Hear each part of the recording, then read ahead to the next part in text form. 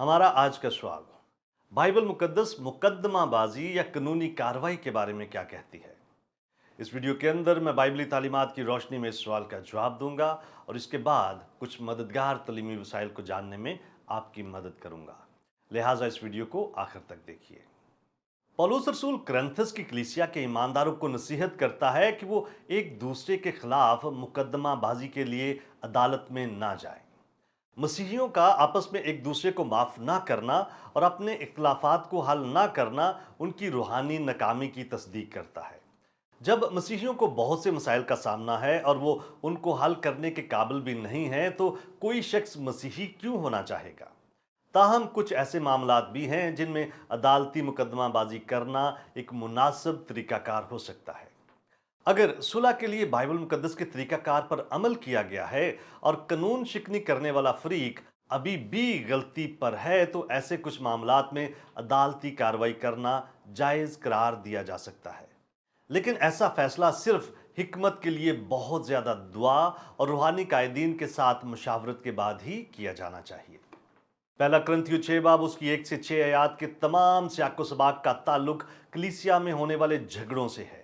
मगर जब पौलुस रसूल आम जिंदगी से ताल्लुक रखने वाले मामलात की फैसला साजी के बारे में बात करता है, तो वो अदालती निज़ाम का हवाला देता है।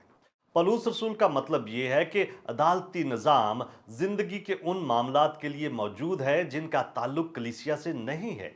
कलीसियाई मसाइल का हल अदालती निज़ाम में नहीं होना चाहिए, बल्कि इनका फैसला सिर्फ कलीसिया के अंदर ही होना चाहिए।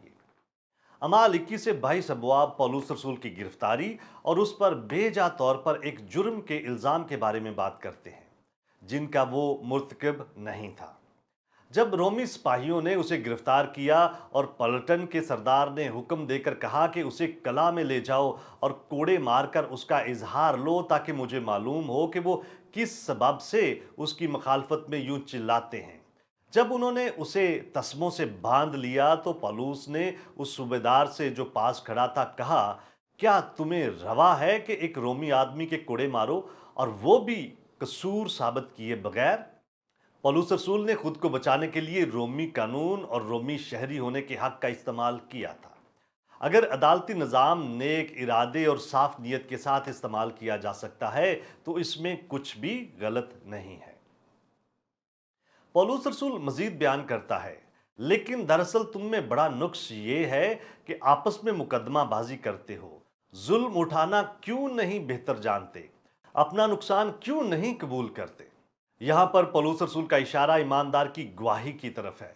किसी इंसान को अदालत में ले जाने के जरिए से उसे मजीद मसीह से दूर करने के मुकाबले में हमारे लिए ज्यादा बेहतर यही होगा कि हम अपना नुकसान उठाएं या बदसलूकी बर्दाश्त करें। बस ज्यादा अच्छी बात क्या है, कानूनी जंग करना या किसी इंसान की अब्दी जिंदगी के लिए जंग करना। खुलासा ये है कि क्या मसीहियों को कलीसियाई मामलात में एक दूसरे को अदालत में ले जाना चाहिए? यकीनन नहीं। क्या मसीहियों को दुनियावी मामलात में एक दूसरे को अदालत में लेकर जाना चाहिए? अगर किसी हद तक इस अमल से इज्तनाब किया जा सकता है, तो फिर नहीं। क्या मसीहियों को दुनियावी मामलात में गैर मसीहियों को अदालत में लेकर जाना चाहिए? फिर से, अगर इज्तनाब किया जा सकता है तो हरगिज नहीं। बहरहाल कुछ मामलात, जैसा कि अपने हकूक के तहफ़्फ़ुज़ के लिए, जैसे पौलुस रसूल की मिसाल में, कानूनी हल की तलाश करना मुनासिब अमल हो सकता है। क्या आप और बहुत कुछ जानना चाहते हैं? हमारे चैनल को सब्सक्राइब कीजिए ताकि आप हमारी दीगर वीडियोस को मिस ना कर दें, और बहुत सारे सवालात के जवाबात को जानने के लिए हमारी वेबसाइट godquestions.org को विज़िट कीजिए। क्या आपके और बहुत सारे सवालात हैं? बाइबल मुकद्दस के पास आपके सभी सवालात के जवाबात हैं। शुक्रिया।